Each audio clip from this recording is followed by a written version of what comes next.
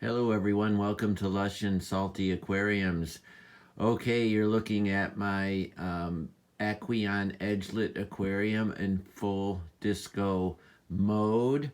I've got the digital LED lights on a mode from their app where they just come on and off in different colors. It's ridiculous and probably not a good move for any fish keeper, generally speaking. But for this tank and for this video, why not? It's equipped to do it. I thought I'd show off what this kit is capable of, and there you go. So I've got the nano light set on blue, nighttime color, and obviously I've already talked about these lights, so it gives it a full-on nightclub effect. Now, talking realistically about this light effect on this aquarium kit, which is available at Petco in I think 3 different sizes, one smaller, one bigger than this one.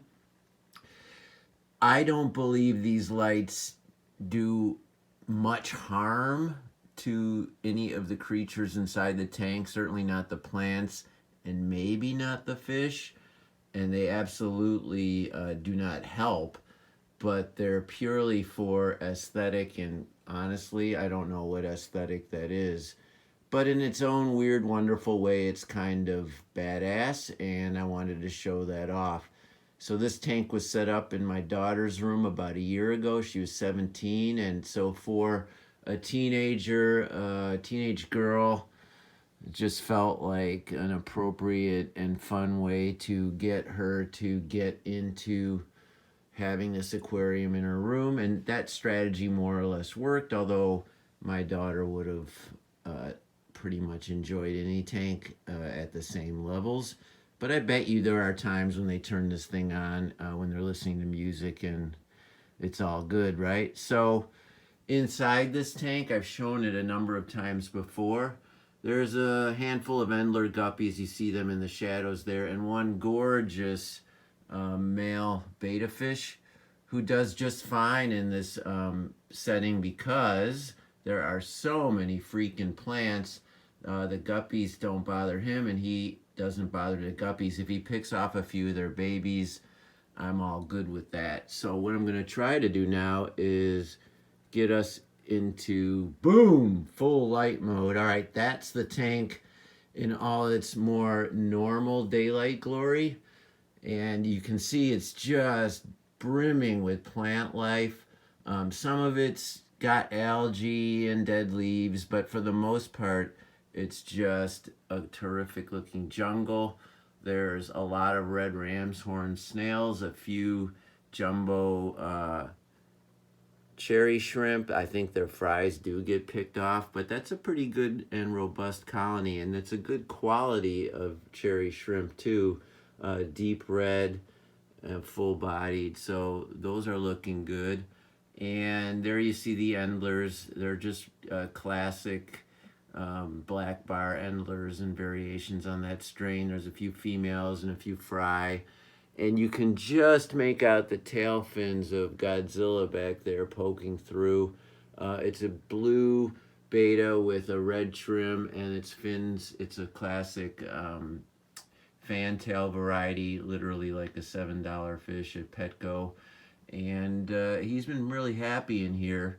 Hasn't tried jumping. There is a glass partial lid that comes with this tank, and I find that to be helpful in preventing jumping. And also, I just like having a clear glass lid partially on my tank, so there will be some circulation of oxygen and carbon dioxide, as well as an easy ability to feed my fish without moving things around. See, there you see the fantail. I'm certainly not going to disturb them just for the sake of this video. As beautiful as that fish is, it's super common, and if you keep them with plants like this in an aquarium, you know, 4 gallons and up, certainly smaller gets to be a real push. I'm against that, like any fish keeper is and probably should be. But because I do lots of water changes, I feed live and frozen foods, I monitor all my tanks heavily and clean them once a week. I tend to have a little more than I should in almost every one of them.